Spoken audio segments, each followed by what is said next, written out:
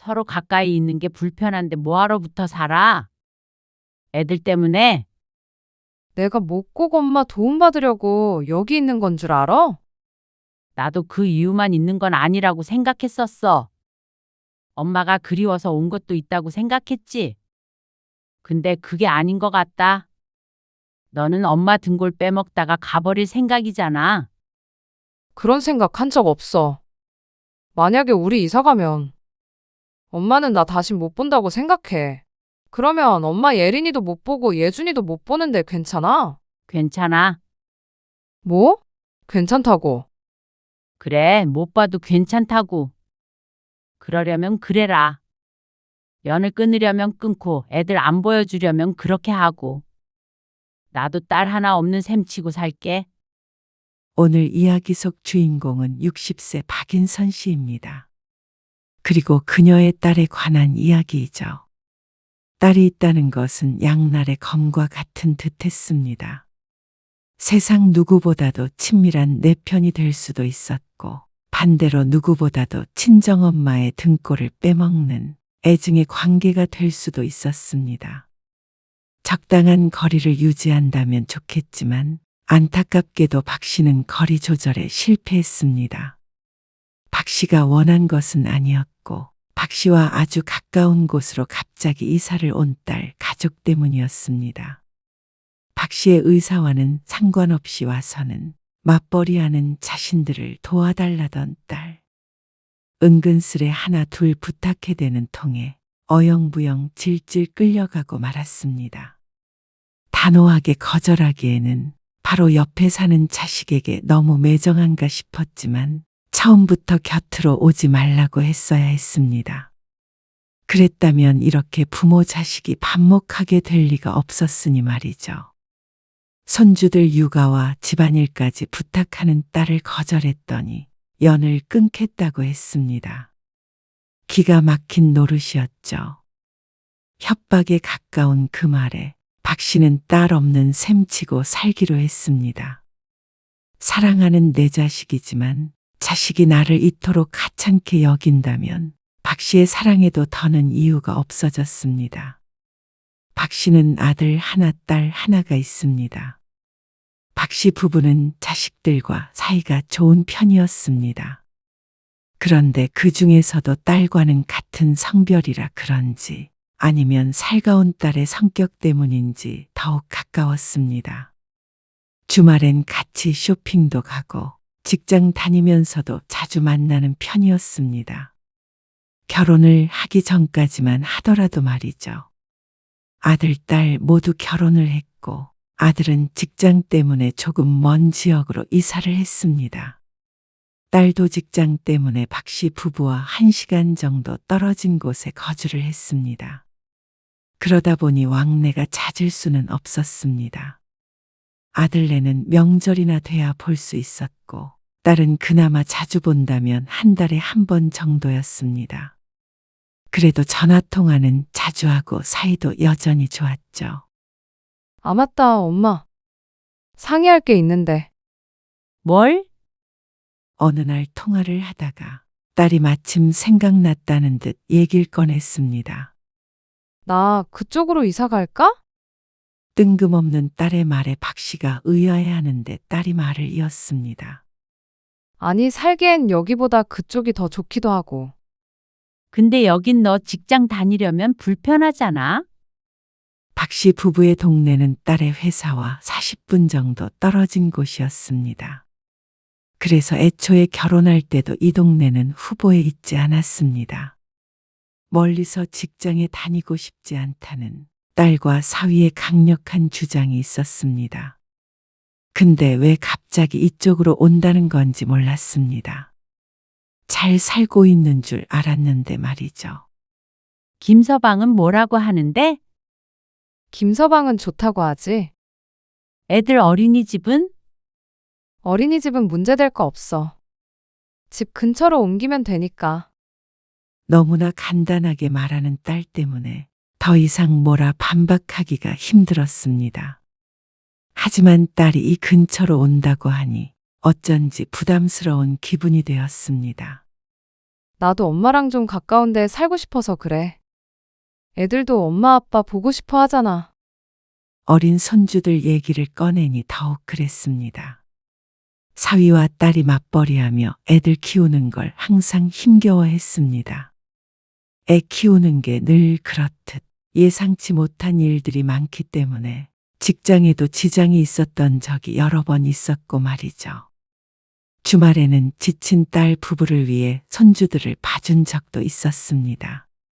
또 가끔 김장을 하거나 하면 보내주기도 했습니다. 그런데 아주 이사를 온다고 하니까 왠지 박 씨의 미래가 그려지는 것 같았습니다. 딸이 뭘 해달라 부탁하진 않았지만 가깝게 살다 보면 그럴 일이 자주 생길 게 불보듯 뻔했습니다. 그렇게 완전히 옆에 살면서 챙길 자신은 사실 없었습니다. 딸도 전혀 그런 생각 없이 오진 않을 것 같았고 말이죠. 오면 좋지. 애들도 자주 보고. 남편은 태연했습니다. 딸이 가까이 살면 좋지 않은 생각밖에 안 하는 듯 했습니다. 그쪽으로 가게 될 것 같아. 그런데 올지 안 올지 고민하던 게 아니었는지 바로 그 다음 주에 박 씨와 같은 아파트로 오겠다는 말을 했습니다. 우리 아파트로 오겠다고? 그 아파트로 계속 알아보고 있어. 아, 그래? 설마하니 같은 아파트로 오겠다고 할 줄은 몰랐습니다. 너무 좋겠지? 걸어서 1분이면 가겠다. 아, 그러네. 근처로 이사 온다는 말이 그저 그런 근처가 아닌 모양이었습니다. 박 씨가 이렇게 딸의 이사를 부담스러워하는 이유가 있었습니다. 뒷동에 사는 지인 때문이었습니다. 박 씨보다 나이가 많았던 여자도 몇 년 전에 같은 일을 겪었습니다. 딸이 같은 아파트로 온 건 아니었고 5분 거리에 있는 아파트 옆 빌라로 이사를 왔는데 딸과 사위가 출근하면 그 집으로 가서 집안일 다 해놓고 오후엔 손주를 보다가 저녁에 딸내가 퇴근하면 8시쯤 집에 돌아오곤 했습니다. 그렇게 4, 5년 정도 애를 봐줬는데 그러다가 허리 수술도 하고 골병이 났습니다. 그런데 애들도 어느 정도 커서 봐줄 일이 없어질 때쯤 딸이랑은 사이가 완전히 틀어져서 딸은 이사를 가버렸습니다. 그리고 시간이 지난 지금까지도 연락도 안 하고 지낸다고 들었습니다. 최근에도 하소연을 하며 눈물을 흘리던 모습이 떠올랐습니다. 물론 남이 그런다고 우리도 그럴 거라는 건 아니었지만 사람 사는 모습이라는 게 다 거기서 거기였습니다. 언제고 그런 일이 벌어질 수 있다는 말이었죠. 그리고 말년에 딸 뒤치다꺼리 하다가 더 늙고 싶지는 않았습니다. 그동안 충분히 고생하며 키웠으니 이제는 좀 남편이랑 시간도 보내며 한적하게 살고 자식들 가끔 보며 그렇게 살고 싶은 마음이었습니다. 아직 오지도 않았는데 벌써부터 걱정이야. 하지만 오겠다는 딸을 말릴 수는 없었습니다. 그리고 남편의 말처럼 미리 뭐 해줘야 하나 걱정하는 것도 다소 웃긴 일 같기도 했습니다. 뭐 해달라고 한 것도 아니잖아. 그렇긴 하지. 그래서 딸이 오더라도 요청하기 전까지는 무엇도 하지 말자 생각했습니다. 딸은 2달이 안 되어 정말로 같은 아파트 옆동으로 이사를 왔습니다. 그리고 생각보다 더 잘 지내게 되었습니다. 주말에 같이 밥도 먹고 가끔은 저녁에 만나서 산책도 하고 말이죠. 지레 겁먹었던 게 민망했습니다. 딸이랑 같이 사는 게 나쁘지 않은 선택인 것 같았습니다. 엄마, 나왔어. 김서방은? 친구들 만나러 갔어. 애들이 아침부터 엄마 보고 싶다고 난리야. 주말이면 딸이 손주들을 데리고 방문하는 일이 늘긴 했습니다. 거의 매주 얼굴을 봤습니다. 그럴 때면 정신이 없고 좀 힘들긴 했지만 일주일에 한 번 정도 보는 일은 오히려 좋았습니다. 눈에 넣어도 안 아픈 손주들이니 말이죠.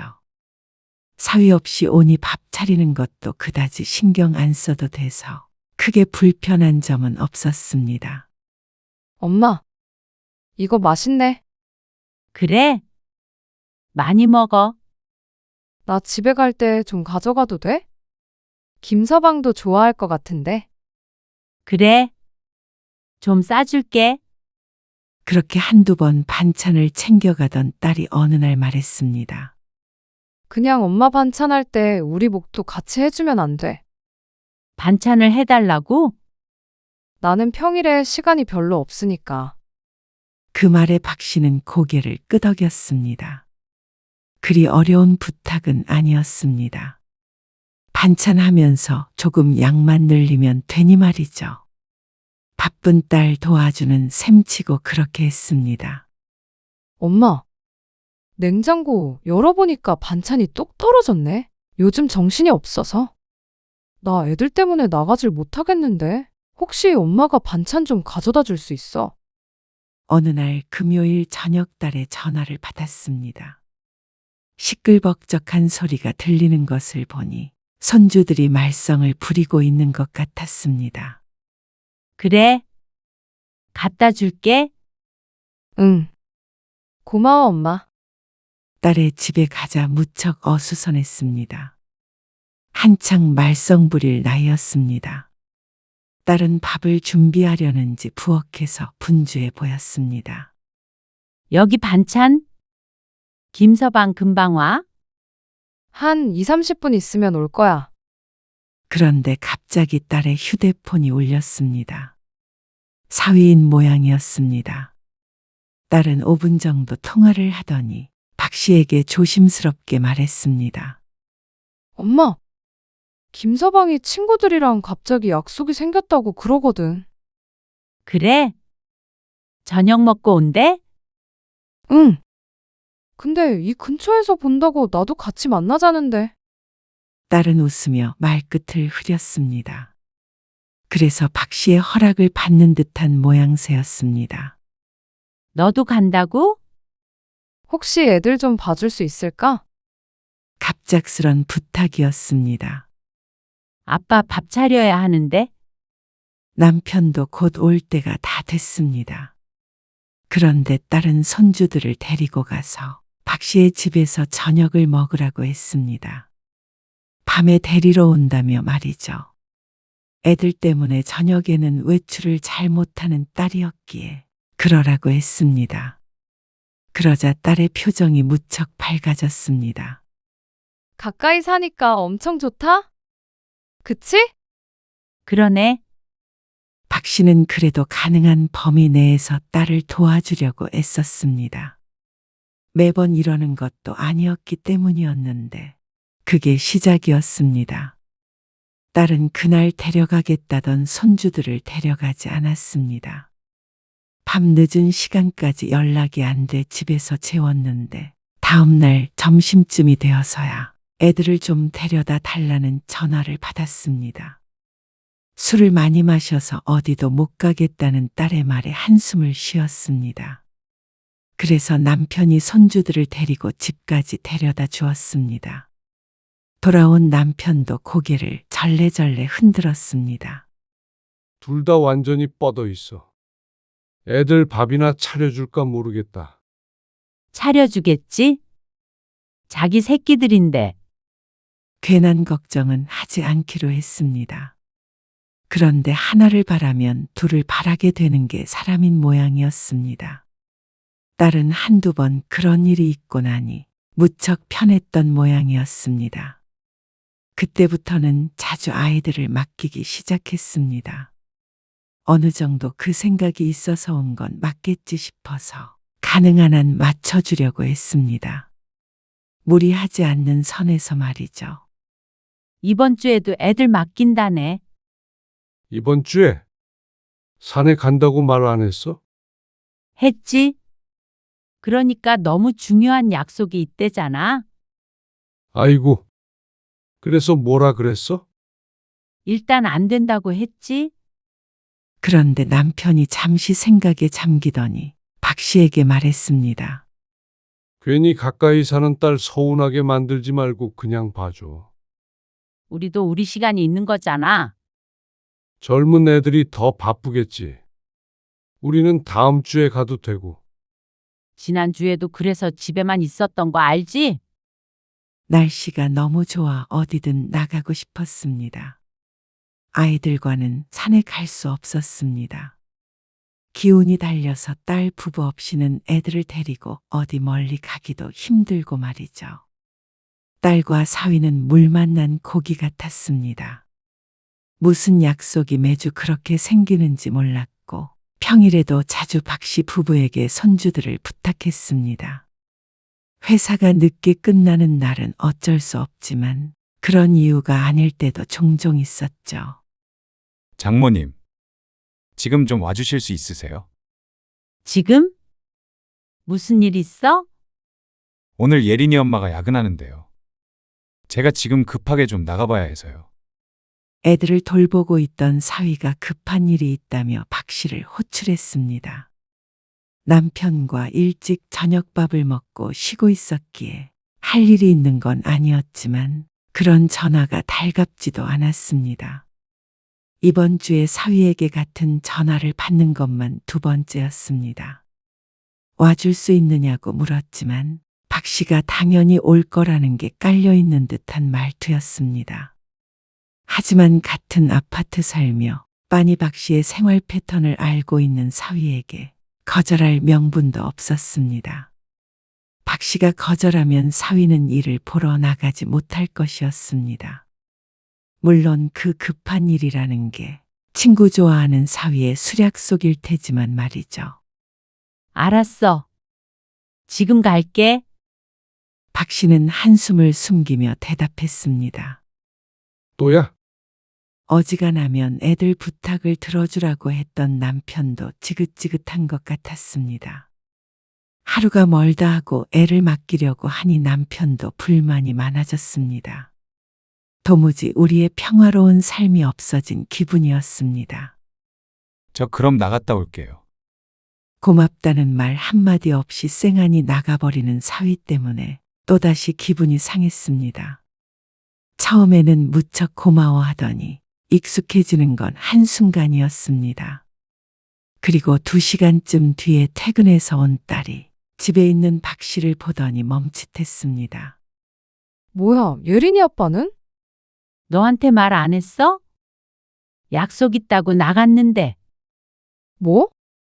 인상을 쓰며 되물은 딸은 그런 사위의 행동에 짜증을 냈습니다. 아니, 말도 안 하고 간 것도 간 건데. 왜 당연하다는 듯이 엄마를 불러? 너한테 말한 줄 알았지? 말 안 했어. 생각해보니까 진짜 웃기네. 왜 엄마를 부려먹어?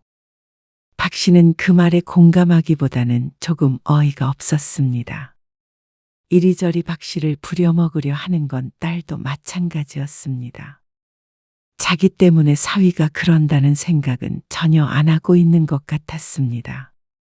아무래도 딸 부부가 힘들다고 부탁할 때마다 들어줘서 이렇게 된 것 같았습니다. 그리고 딸내는 그렇게 애들은 맡기면서 정작 박 씨가 딸을 필요로 할 때는 딴청이었습니다. 정연아, 혹시 내일 바쁘니? 내일? 아니, 왜? 내일 고모네 가기로 했는데 네 아빠 차 뭘 수리해야 한다고 오늘 맡겼다네. 신우이를 만나기로 했는데 하필이면 차가 고장났습니다. 버스를 타고 갈까 했지만 짐이 많아서 힘들 것 같았고 택시를 타기엔 비용이 꽤나 들 것 같아서 딸에게 전화를 했습니다. 차 타고 30분 거리였습니다. 고모네? 응. 딸이 얼른 대답을 하지 않고 고민했습니다. 짐이 얼마나 많길래 그래?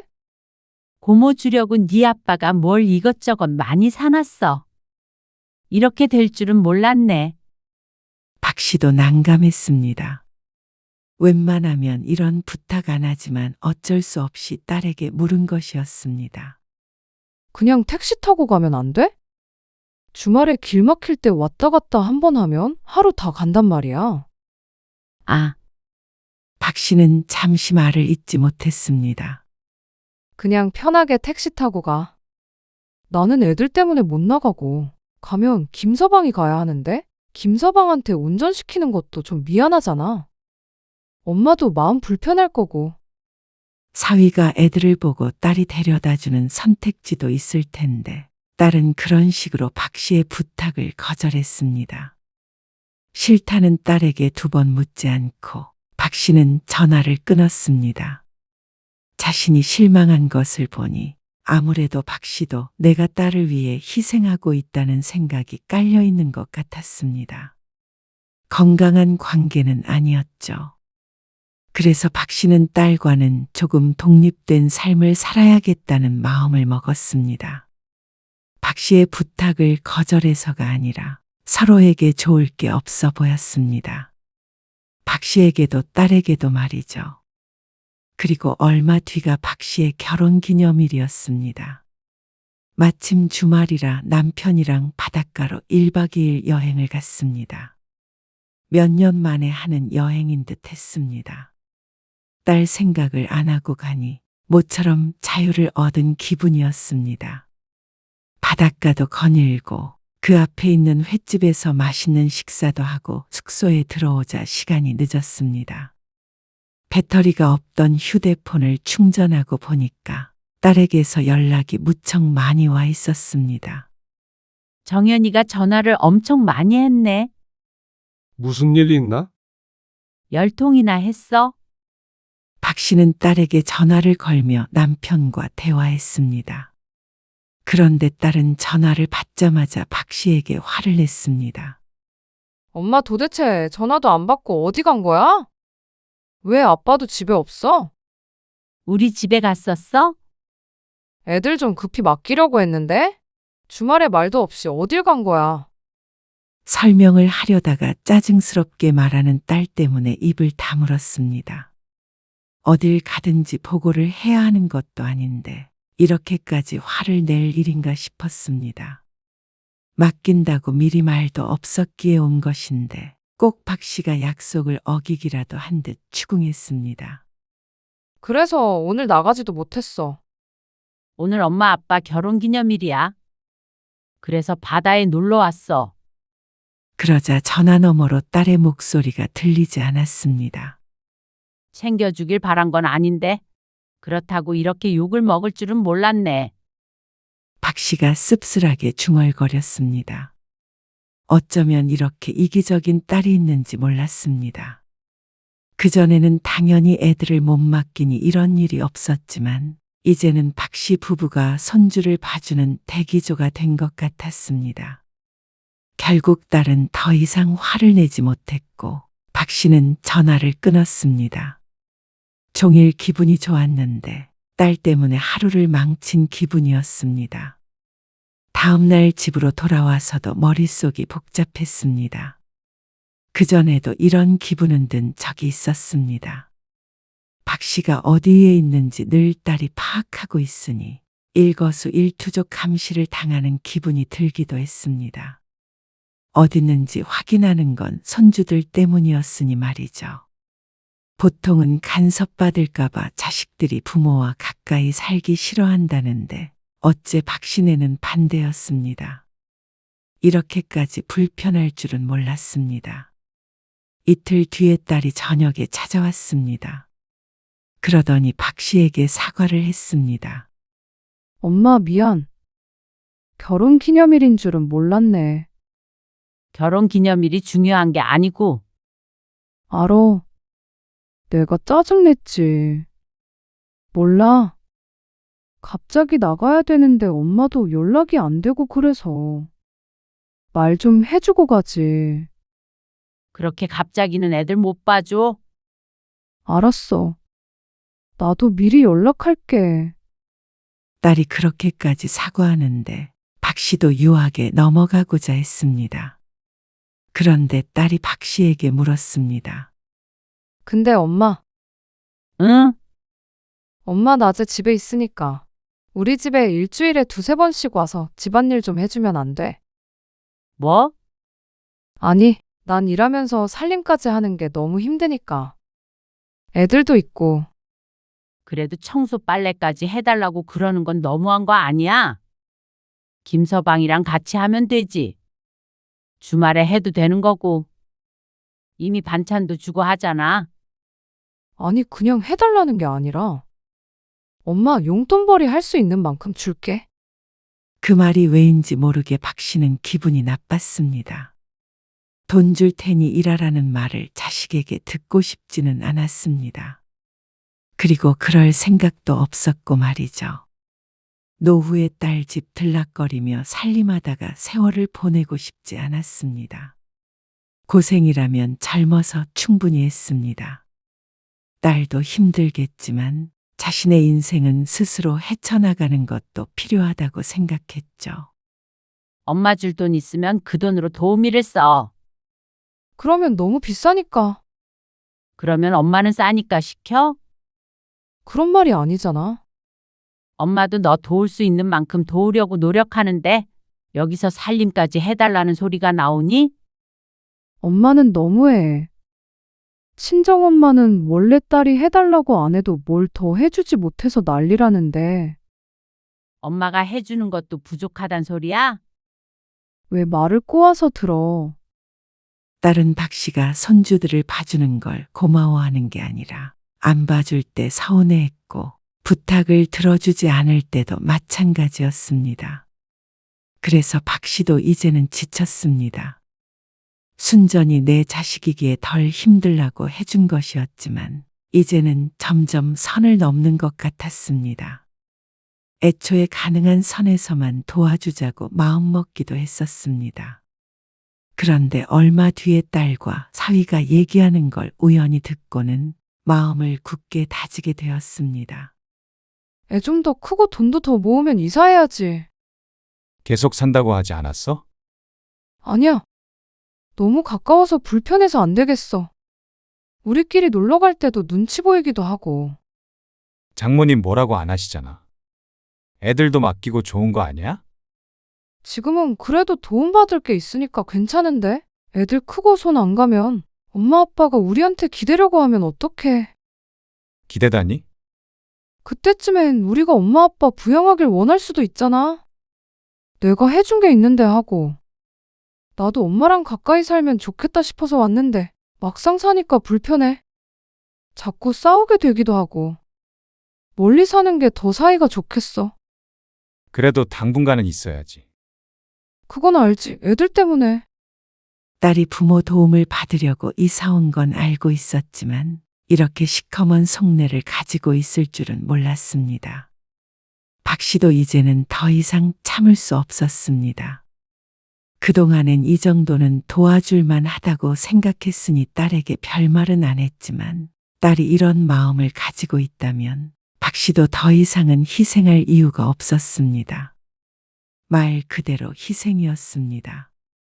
그런데 딸은 그렇게 생각하지 않는 듯했죠.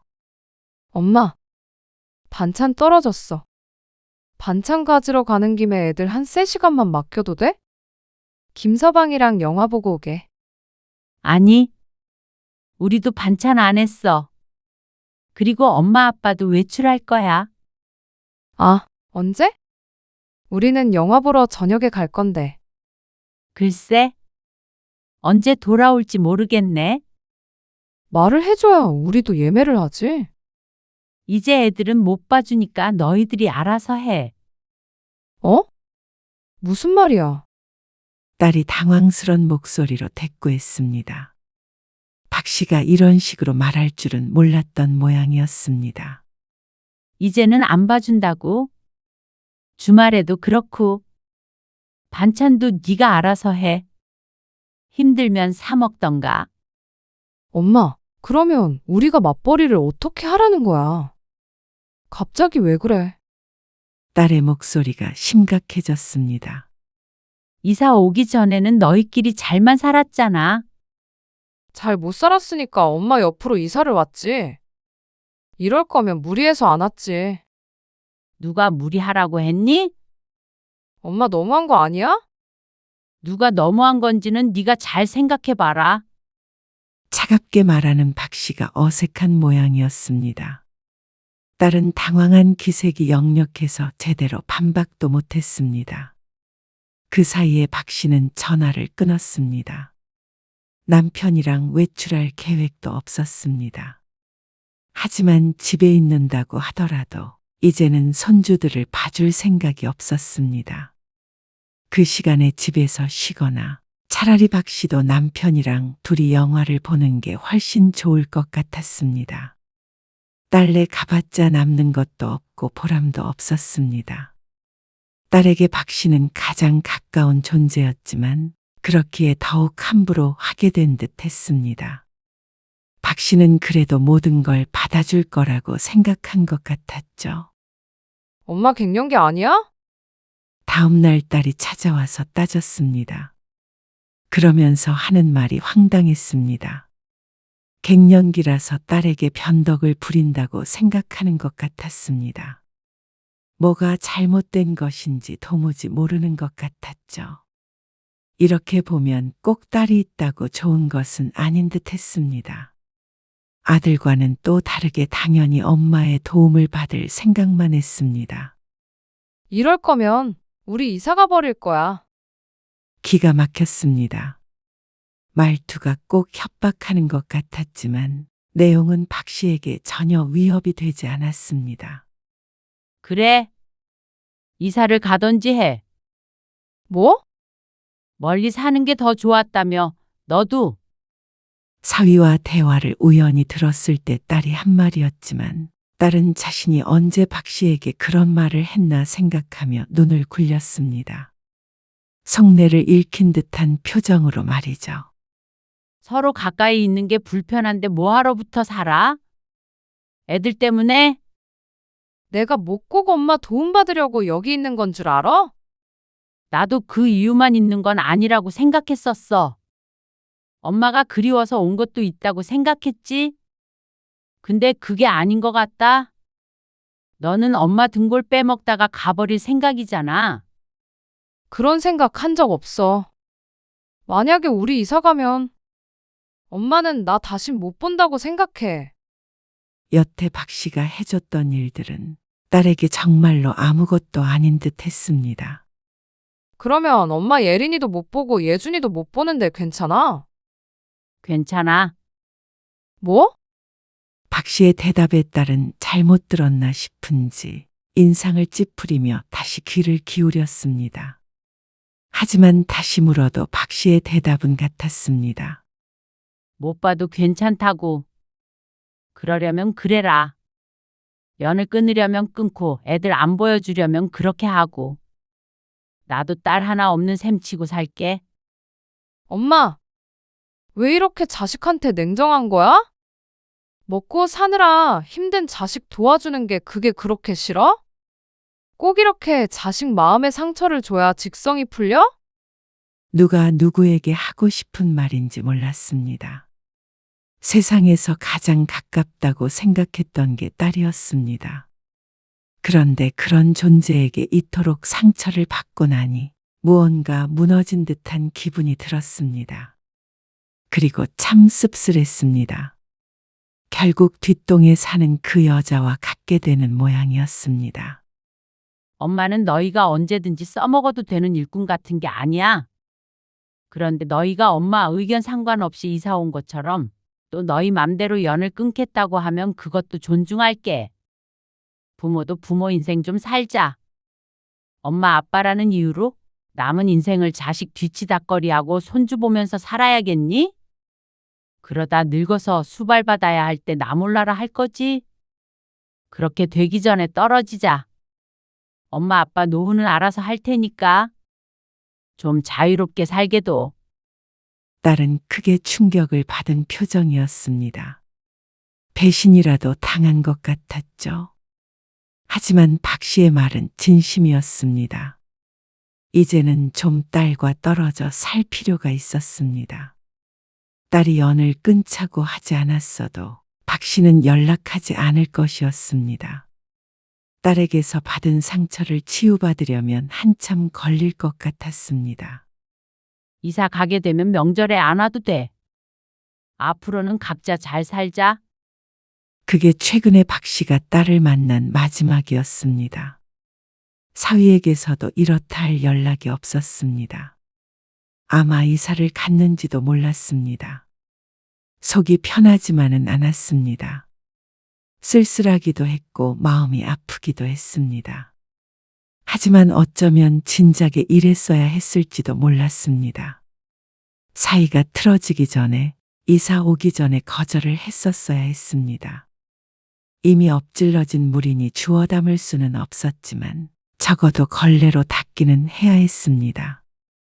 아마 시간이 흐르면 적어도 같이 사는 것보다는 관계가 나아지지 않을까 생각했습니다. 그래도 부모 자식 사이니 말이죠.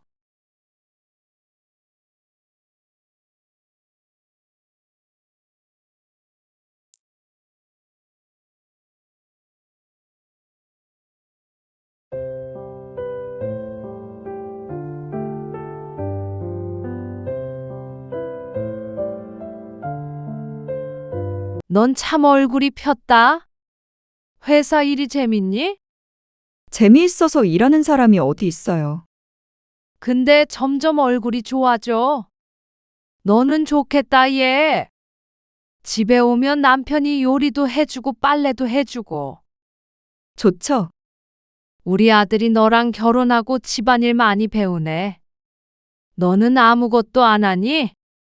어머님, 아시잖아요. 저는 체력이 약해서 회사에서 일하고 돌아와서 집안일까지 하진 못해요. 그래.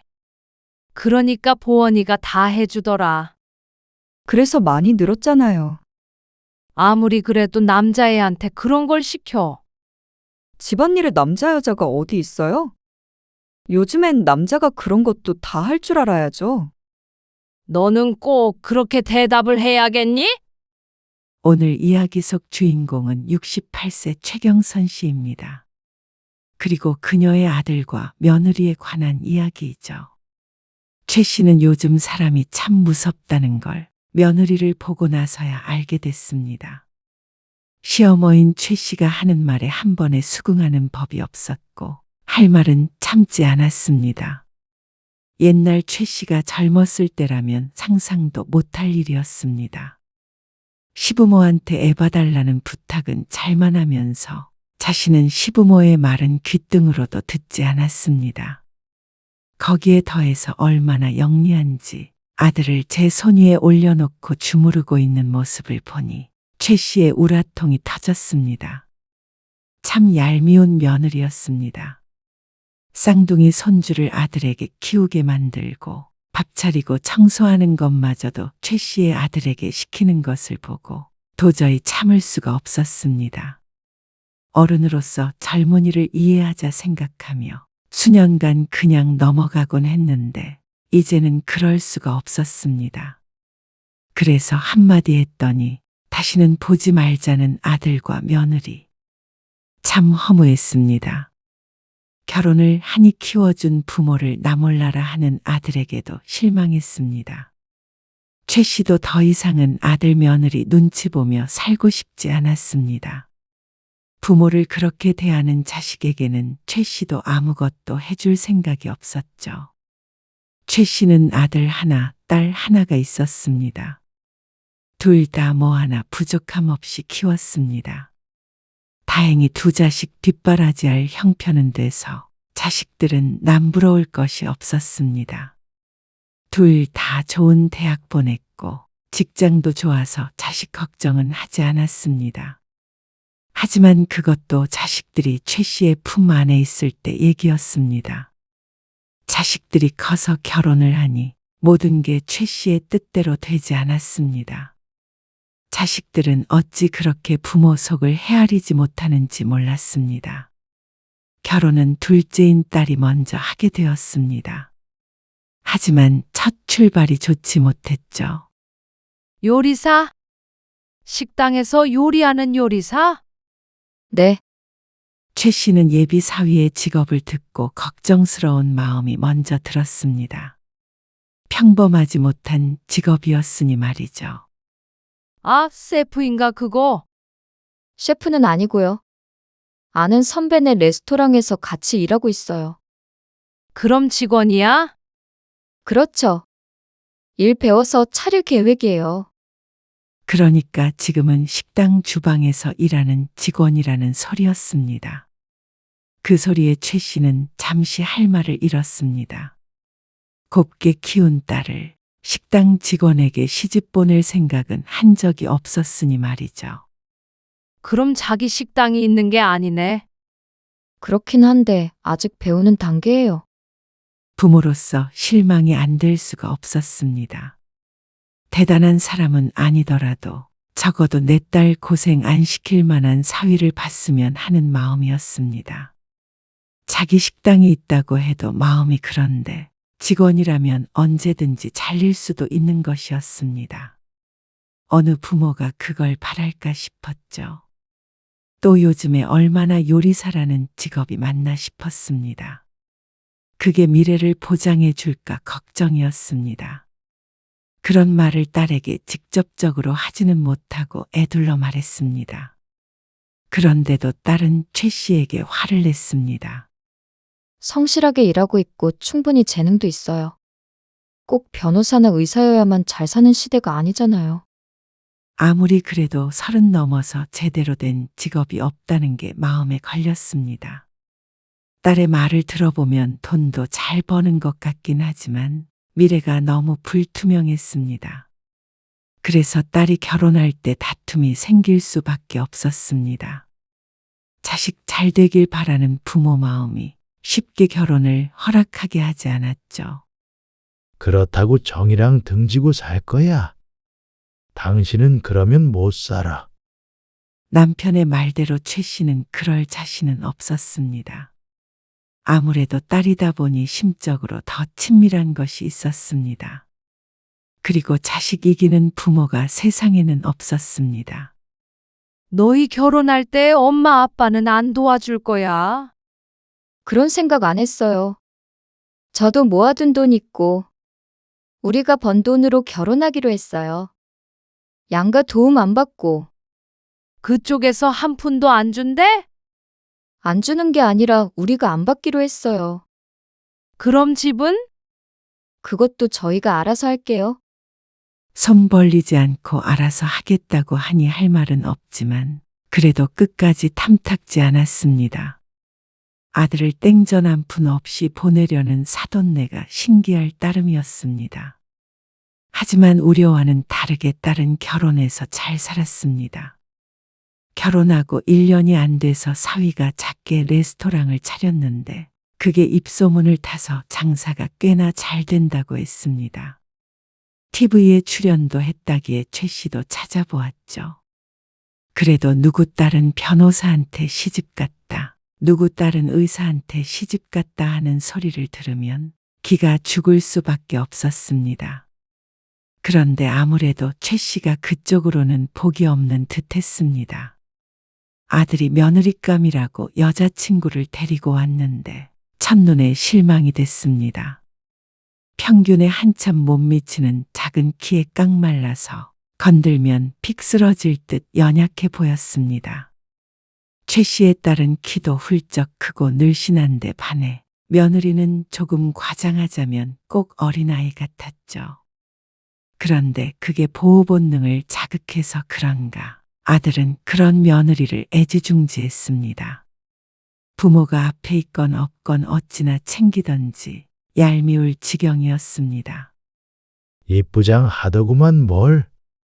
얼굴만 이쁘장하면 뭐해요? 그래가지고 애나 낳겠나 싶던데. 아이고, 혹시나 저 앞에서 그런 소리 하지 마라. 그럴 리가 있어요? 며느리를 처음 소개받은 날 부엌에서 남편과 최 씨가 속닥거렸습니다. 아무리 그래도 자신이 그런 소리를 며느리에게 하겠나 싶었습니다. 그런데 여리여리한 몸매처럼 연약할 줄 알았던 며느리는 생각과는 조금 달랐습니다. 아, 많이 먹어도 잘 안 찌더라고요. 어릴 때 좀 아파서 몸은 약한데 그래도 남들이 하는 거 다 해요. 무거운 것도 잘 들고요. 당돌하게 얘기하는 며느리의 말에 최 씨의 표정이 조금 변했는지 그걸 눈치채고 며느리가 말했습니다. 아, 심장이 좋지 않았는데 지금은 괜찮아요.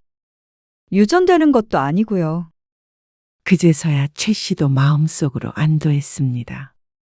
아무래도 자식도 낳고 살아야 하니 부모로서 걱정이 안 될 수는 없었습니다. 보원 씨, 왜? 뭐 줘? 물 어디 있어? 잠깐만 내가 갖다 줄게. 있어라, 내가 줄 테니까. 자리에서 일어나려는 아들을 다시 앉히며 최 씨가 말했습니다. 그리고 그 뒤로도 아들은 며느리 옆에 딱 붙어서 말 한마디에 벌떡벌떡 일어났습니다. 저러다 머슴이라도 되는 게 아닌가 할 정도였습니다. 설거지 제가 할게요. 최 씨가 식사를 전부 준비했으니 자신이 설거지를 하겠다고 며느리가 나섰습니다. 그러자 아들이 얼른 말리며 말했습니다. 앉아 있어. 내가 할 테니까. 생전 집에서 설거지 한 번 한 적 없더니 별일이었습니다. 부모 힘든 건 몰라도 지 마누라 힘든 건 아나 싶어서 얄밉기도 했습니다. 최 씨가 아들에게 눈을 흘기자 아들이 민망한 표정을 지으면서도 슬그머니 고무장갑을 가져갔습니다. 어설픈 손길에 최 씨가 아들을 살짝 밀며 말했습니다. 이리 줘. 내가 할 테니까. 장갑이 잘 맞지도 않아 낑낑거리며 벗어서 건네주기에 최 씨가 설거지를 했습니다. 그 사이에 며느리는 편하게 소파에 앉아서 최 씨의 남편과 이야기를 나누고 있었죠. 상전이 따로 없다 생각했습니다. 그리고 밥 차리고 설거지까지 모두 최 씨가 하게 되니 자신은 무술이었고 말이죠. 한숨이 절로 나왔습니다. 벌써부터 이렇게 휘둘리면 나중에는 아주 부인한테 잡혀 살겠다 싶었습니다. 그래서 집은 어떻게 할 거야? 과일을 먹으며 최 씨가 물었습니다. 그러자 아들이 대답했습니다. 전세로 천천히 알아보려고요. 아직 많이 남았으니까요. 그런데 아들은 최 씨가 뭐라고 얘기를 꺼내기도 전에 양가 부모에게서 도움을 받지 않겠다고 했습니다. 그러자 옆에서 과일을 깎던 며느리도 고개를 끄덕였습니다. 너 결혼하면 보태주려고 모아둔 거 있어. 아니요. 저희는 저희 힘으로 하기로 했어요. 모아둔 돈은 있어? 네, 걱정 마세요. 부모님도 그렇게 생각하셔? 네, 저희가 그러겠다고 말씀드렸어요. 그래가지고 괜찮은 집 구할 수나 있겠어? 형편껏 사는 거죠. 살면서 늘리는 재미도 있을 거고요. 둘이 버는데 어떻게든 살죠? 며느리가 가벼운 말투로 얘기했습니다. 참 태평하다 싶었습니다. 요즘 세상에 그렇게 조금씩 늘려서 애 키우며 어떻게 사나 싶었습니다. 최 씨가 몇 번 더 말을 꺼내자 며느리가 단호하게 대답했습니다. 아니요, 어머님. 그러지 마세요. 저는 부모님 돈 필요 없습니다. 너무 차가운 말에 최 씨도 입을 다물었습니다. 남편도 그만하라고 최 씨에게 눈치를 줬고 말이죠. 준다는데도 이렇게까지 거절할 일인가 싶었습니다. 참 별난 며느리가 다 있는 것 같기도 하고 아니면 친정이 너무 어려워서 양쪽에 받지 않으려 하나 생각이 되기도 했습니다. 그런데 아들 며느리가 돌아가는 길에 최 씨가 둘의 대화를 우연히 듣게 되었습니다. 부모의 지원을 받지 않는 이유에 대해 말이죠. 양가 도움받으면 그만큼 부모님한테 간섭받을 각오 해야 해. 알지. 나도 그렇게는 생각 못 했는데. 당연하지. 부모님도 사람인데. 해주면 바라게 되고 서운하게 될 거 아냐. 우리가 알아서 살아야 행복해. 맞아. 맞는 말 같긴 한데 묘하게 기분이 가라앉았습니다. 결혼하기도 전부터 선을 긋는 느낌이었습니다. 그래도 돈을 달라는 것도 아니고 주지 말라는데 뭐라고 할 명분은 없었습니다. 둘이 알아서 잘 살겠다니 할 말이 없었죠. 그리고 그 말대로 아들 며느리는 결혼 후에 잘 살았습니다. 작지만 깔끔한 전셋집을 구해서 신혼을 시작했습니다. 여보세요. 지영이니? 네, 어머님. 어쩐 일이세요? 아, 오늘 오후에 잠깐 너희 집에 들리려고. 저희 집에요? 오후에 아무도 없죠. 일하는데. 알어. 반찬 좀 주려고 그러지. 놓고 갈게. 아니에요. 퇴근하고 보원 씨한테 들렀다 오라고 할게요. 아, 바쁜 애를 뭐하러 보내? 내가 그쪽 지날 일이 있어서 그래. 비밀번호만 알려줘. 비밀번호요? 그래. 요것만 넣어 놓을 테니까. 정 두고 가시려면 관리실에다가 맡겨주세요. 뭐? 며느리의 말에 최 씨가 놀라 되물었습니다. 아무리 그래도 자신이 반찬 배달을 하는 사람이 아닌데 어떻게 관리실에다 두고 가라는 소리를 할 수 있나 싶었습니다. 아침에 급하게 나오느라 집도 지저분하고요. 비밀번호 알려드리는 건 좀 그래서요. 사람 사는 게 다 그렇지. 청소 안 했다고 내가 흉 볼까봐 그러니? 그리고 내가 뭐 훔쳐간대? 비밀번호를 왜 못 알려줘? 그러자 한숨 소리가 들려왔습니다. 그렇게 며느리와 한바탕 하고 나니 반찬이고 뭐고 갖다 줄 생각이 안 들었습니다. 도무지 곁을 내주지 않는 며느리 때문에 최 씨도 마음에 상처가 됐습니다. 며느리라지만 딸처럼 그렇게 지낼 수는 없는가 싶었죠. 며느리는 스스로 며느리라는 생각을 잘 안 하고 지내는 듯 했습니다. 전화도 먼저 하는 법이 없었고 명절에 와도 설렁설렁 일하는 신용만 했습니다. 그리고 손가락질로 최 씨의 아들을 부려먹었습니다. 어머님, 식구도 별로 없는데 음식이 너무 많아요. 그래, 여보. 줄이자고 그렇게 얘기했잖아. 내일은 정인애도 오잖아요. 음식 조금만 하면 누구 코에 붙여요? 먹을 음식만 하면 되잖아요. 다 먹을 음식이야. 산적 같은 건 아무도 안 먹으니까 안 해도 되지 않아요? 산적이 차례상에 없으면 되니? 차례상에 한번 올리고 버리면 아깝잖아요. 끝까지 수긍하는 법 없이 맞받아치는 며느리. 늘 이런 식이었습니다. 최 씨가 한마디 하면 며느리는 두 마디, 세 마디를 하며 반박을 했습니다. 늘 며느리와 대화만 하면 이랬습니다. 그리고 며느리가 말만 하면 남편이고 아들이고 전부 며느리 편이었습니다. 집안에서 최 씨의 편을 들어주는 사람은 누구도 없었죠. 어머님, 제가 이거 끼울 테니까 어머님은 다른 거 하세요. 그러면서 은근히 일까지 시키는 며느리였습니다. 여우인지 사람인지 몰랐습니다. 보원 씨, 설거지 할 거지? 알았어, 내가 할게. 아이고, 일이네. 어느 세월에 해. 아니에요. 어머님, 보원 씨가 할 거예요. 손끝이 야무지지 못하잖아. 하다 보면 느는 거죠. 내 아들 부려먹으며 이런 말을 하는 며느리를 어떤 시모가 곱게 볼까 싶었습니다. 하지만 그 마음을 입 밖으로 꺼내진 않았습니다. 그러다가 며느리가 임신을 했습니다. 쌍둥이라고 했죠. 어머님, 이제는 반찬 가져다 주지 마세요. 왜? 지난번에 준 거는 임신한 사람한테 좋다는 거야. 어차피 먹을 사람이 없어요. 지난번에도 말씀드렸잖아요. 너희는 밥도 안 먹고 살아? 왜 먹을 사람이 없어? 둘 다 일하는데 집에서 밥 잘 못 먹죠. 보원이 걔는 아침은 꼭 먹는 애야.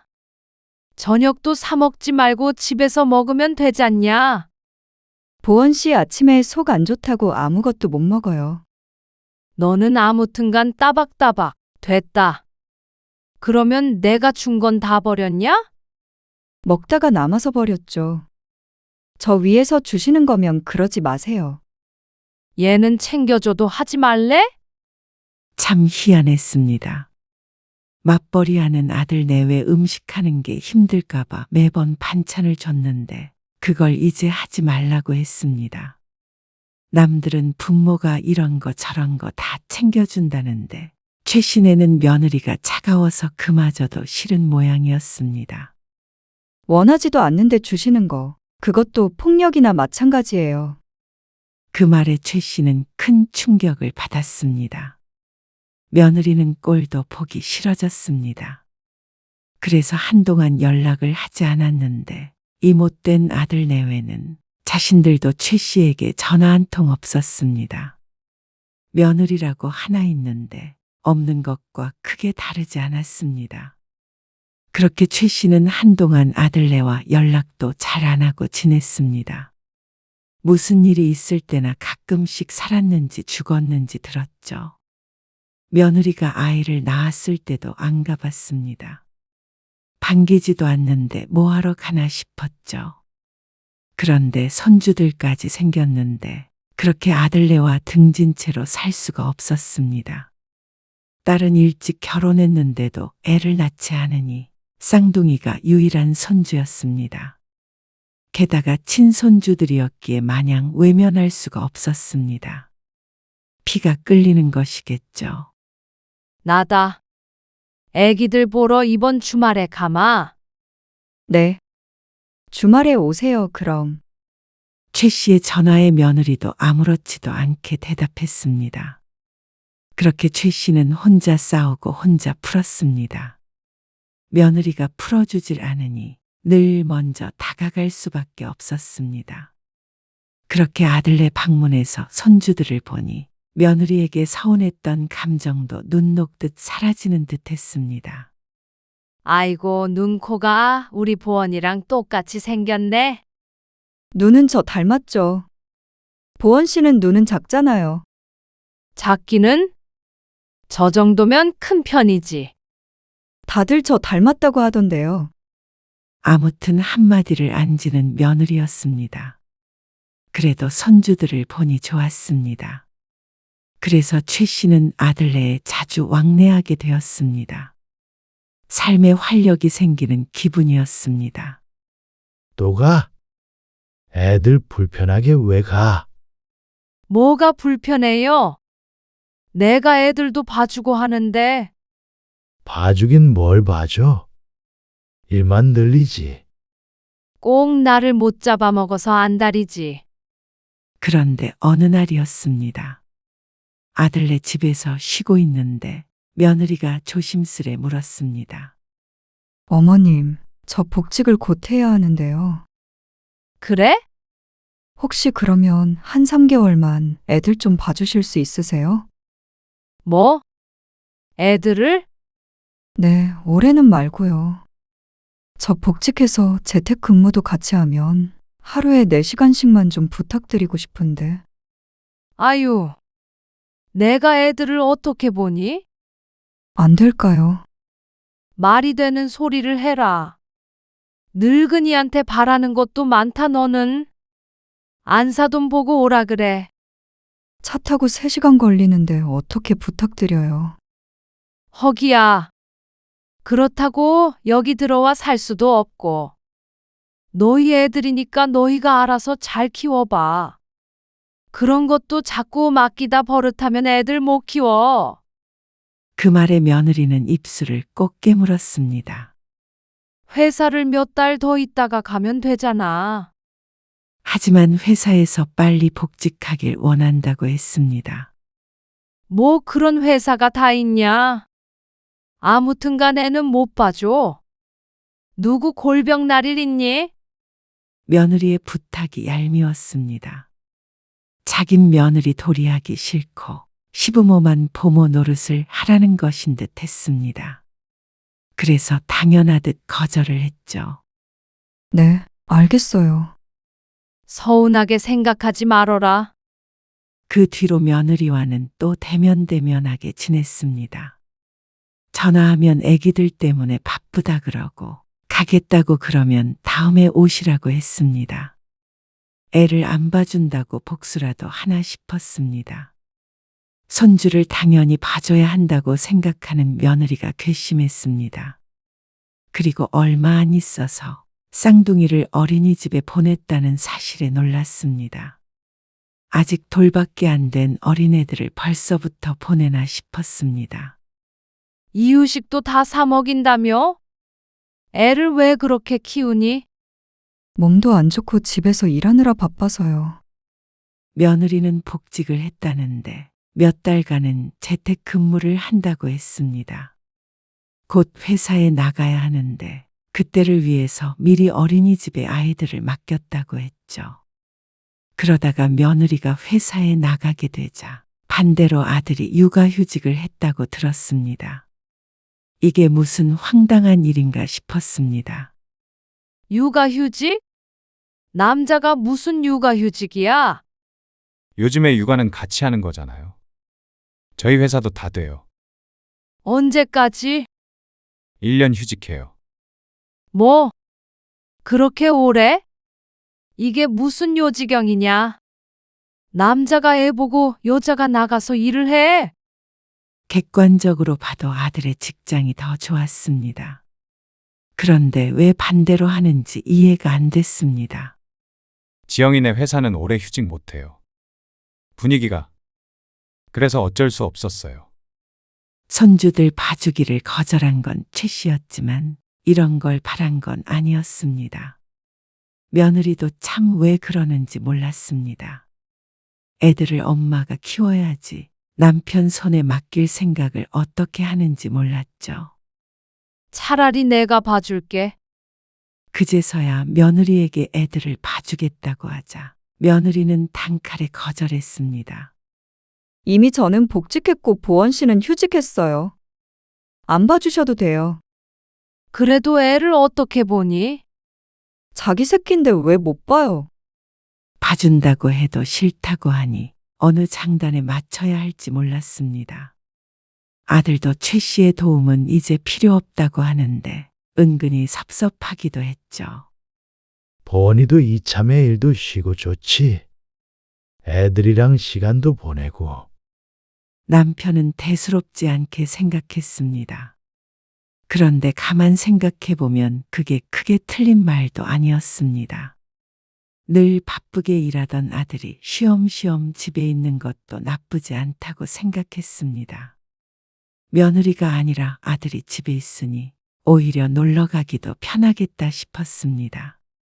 늘 며느리한테 연락해서 방문하기에 눈치가 보이기도 했는데 잘 됐다 생각했습니다. 아들이랑 손주들이랑 같이 시간을 보내면 그만큼 행복한 노후가 없겠구나 싶었죠. 또 오신다고요? 또? 말이 좀 그렇다? 아니, 어제도 오셨잖아요. 낮에 애들 데리고 병원 갔다 와야 해요. 그럼 저녁에 갈게. 그러자 아들이 한숨을 푹 쉬며 알았다고 했는데 그게 어쩐지 마음에 남았습니다. 요새 들어 자주 가긴 했지만 이렇게 안 반기는 티를 낼까 싶었습니다. 나도 너 보러 가는 거 아니야. 애들 보러 가는 거지. 그래도 어쩌나 싶었습니다. 아쉬운 사람이 숙이고 들어가는 거였죠. 오후 늦게 아들네 집에 가서 시간을 보냈습니다. 그런데 아들이 육아휴직을 하고 나서 최 씨가 쭉 보니까 아들의 하루가 참 딱했습니다. 빨래도 네가 해. 그럼 집에 있는 사람이 하죠. 일하고 들어온 사람한테 빨래도 하라고 해요. 너는 뭐 집에서 노니? 애들 뒤치다꺼리 하느라고 종일 종종거리면서. 저 회사 다닐 땐 지영이가 다 했어요. 그건 원래 지영이 걔가 하는 일이고 원래가 어디 있어요. 아무튼간 팔불출이야. 그리고 조금 시간이 지나자 며느리가 퇴근해서 집에 왔습니다. 그러자 아들이 밥을 차리기 시작했습니다. 그동안에는 낮에만 있다가 가서 몰랐는데 식사 준비까지 아들이 하는 모양이었습니다. 참 기가 막힐 노릇이었습니다. 며느리가 씻고 나와서 뽀얀 모습으로 거실에 앉아 아이들과 놀아주고 있었습니다. 소파에서 그 모습을 지켜보던 최 씨가 며느리에게 말했습니다. 넌 참 얼굴이 폈다. 네? 저요? 그래. 회사 일이 재밌니? 재미있어서 일하는 사람이 어디 있어요. 근데 점점 얼굴이 좋아져. 너는 좋겠다, 얘. 집에 오면 남편이 요리도 해주고 빨래도 해주고. 좋죠? 우리 아들이 너랑 결혼하고 집안일 많이 배우네.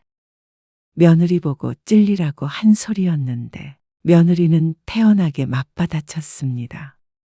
그럼요. 이제 잘해요. 너는 아무것도 안 하니? 어머님 아시잖아요. 저는 체력이 약해서 회사에서 일하고 돌아와서 집안일까지 하진 못해요. 그래. 그러니까 보원이가 다 해주더라. 그래서 많이 늘었잖아요. 그거 늘어서 어디다 써? 아무리 그래도 남자애한테 그런 걸 시키니? 집안일에 남자 여자가 어디 있어요?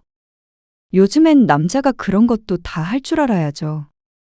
그 말에 참지 못하고 최 씨가 버럭 언성을 높였습니다. 너는 꼭 그렇게 대답을 해야겠니? 그러자 며느리가 잠시 말이 없었습니다. 어쩐지 지친 기색이 얼굴에 보였습니다. 그러고 나서 조금 뒤에 며느리가 조용히 말했습니다. 어머님은 제가 미우세요? 뭐? 큰 소리로 대꾸하긴 했지만 속으로는 뜨끔했습니다. 살림 대신해 주실 거 아니면 그런 말 마세요. 안 그래도 내가 보원이 그러고 있는 거 안쓰러워서 해주겠다고 했더니 싫다 그러더라. 그러면 할만한가 보죠. 뭐? 넌 남편한테 그런 걸 시키고 싶니? 저도 그런 거 다 했는데 뭐가 문제예요. 다른 집 살림하라는 것도 아니고 저희 집인데요. 육아휴직을 하려거든 네가 해. 남자가 바깥 일을 해야지. 직장도 보원이가 훨씬 좋잖냐? 네. 보원 씨 직장이 더 좋아서 육아휴직해도 돈 나오고요. 저는 더 육아휴직하면 잘려요. 보원 씨 혼자 힘들게 저희 먹여 살리는 거 보고 싶으세요? 뭐야? 이게 정말 말끝마다 말대꾸야? 너는 그냥 네하고 대답하면 어디가 덧나니? 제가 뭐라고 대답하든 어머님 마음에 안 드실 거잖아요. 뭐야? 잘해도 욕먹고 못해도 욕먹고 이제 좀 지치네요. 참나? 네가 시집 와서 잘한 게 뭐가 있냐? 보원이 고생만 시키고 말이야. 애가 화장실 청소하는 거 보고 내가 식겁했다. 사돈은 뭐 하고 있는지 몰라. 차라리 사돈이 와서 집안일을 해줘야지. 딸내미 약하게 낳아서 집안일도 못하겠다고 그러면 사돈 탓 아니니? 왜 남의 집 귀한 아들을 고생시켜? 때마침 거실에 나온 아들과 눈이 마주친 최 씨는 크게 놀랐습니다. 아들의 눈빛이 무시무시했습니다. 가세요. 뭐? 제 집에서 나가시라고요. 네 집? 네. 여기 저희 집이에요. 이제 오지 마세요. 이러려고 집을 살 때 지원을 안 받겠다고 한 모양이었습니다. 여우에 홀려도 단단히 홀린 듯 했습니다. 아들과 엄마 사이를 이간질하는 얌체 같은 며느리를 모르고 아들은 최 씨만 나무랐습니다. 어떻게 키웠는데 엄마한테 저런 눈을 할 수 있나 몰랐습니다. 눈빛으로 사람을 해할 수 있다면 아들은 그렇게 할 듯 했습니다. 아들이 최 씨의 가방을 들더니 현관문을 열었습니다. 너 두고 보자. 최 씨가 며느리를 향해 표독스럽게 내뱉고 집을 나왔습니다. 살다 이렇게 억울한 일은 처음이었습니다. 아들에게 쫓겨난 부모라니. 아들에게도 너무나 실망이 컸습니다. 어떻게 낳아주고 키워준 부모를 이런 취급을 할 수 있나 싶었습니다. 아무래도 아들이 결결혼한다 했을 때 꼭 반대를 했어야 했습니다. 집으로 돌아온 최 씨는 다시 아들에게 전화를 걸어서 자초지종을 설명했습니다. 최 씨가 그렇게 얘기한 데에는 충분한 이유가 있었으니 말이죠. 하지만 아들은 그런 최 씨의 말을 듣고도 매정했습니다. 번호 차단할 거예요. 이제는 연락하지 마세요. 뭐야? 너 어떻게 엄마한테 그럴 수가 있어? 저희도 숨 좀 쉬면서 살고 싶어요. 최 씨가 목이라도 조르는 듯한 말에 놀랐습니다. 아들은 일방적으로 전화를 끊더니 정말로 그 뒤로 전화를 받지 않았습니다. 딸에게도 얘기했지만 딸은 오히려 최 씨의 잘못이라고 나무랐습니다. 너도 똑같아. 자식들이 어쩜 부모한테 이럴 수가 있어? 너희 그렇게 잘 먹고 잘 사는 게 누구 덕이야? 너도 그렇게 키워놨더니 별 볼 일 없는 놈한테 시집가고 말이야. 다 불효자들이야 너희들은. 엄마, 나도 엄마한테 전화 안 하고 싶어요. 뭐? 너무 서러웠습니다. 남편이라고는 집안일에 전혀 관심이 없었고 자식이라고 둘 있는 것들마저도 부모를 이렇게 외면하나 싶었습니다. 자신의 말년이 왜 이렇게 됐는지 가슴이 아팠습니다.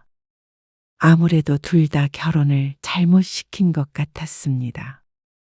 최 씨는 며느리에게 전화를 걸었습니다. 다행히도 며느리는 차단하지 않았는지 전화를 받았습니다. 너 그러면 나중에 유산 한 푼이라도 받을 수 있을 거라고 생각하니? 그러자 며느리의 한숨인지 비웃음인지 모를 숨소리가 들려왔습니다. 어머님은 끝까지 변하질 않으시네요. 내가 뭘? 그러면 내가 효도도 안 하는 못된 자식들한테 돈도 줘야 하니? 돈 달라고 한 적 없어요. 어머님 많이 쓰세요. 너 이게 정말 끝까지 말대꾸야?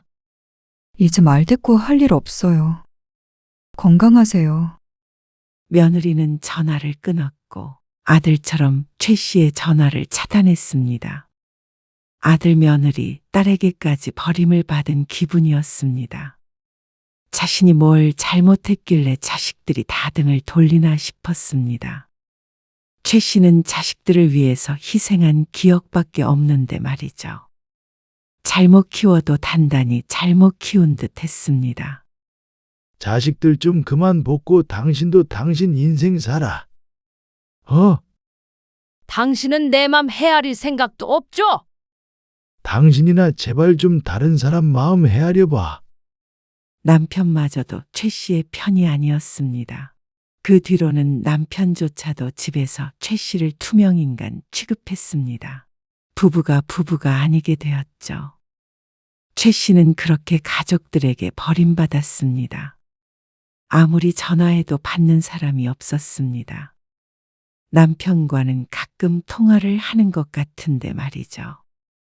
최 씨의 노후는 무척 쓸쓸했습니다. 자식이 있어도 없는 것보다 외로웠죠. 살아온 지난 날들이 후회가 됐습니다. 진작에 자식에게 헌신하지 말걸 하고 말이죠. 하지만 뒤늦게 최 씨의 말을 들어주는 사람은 아무도 없었습니다.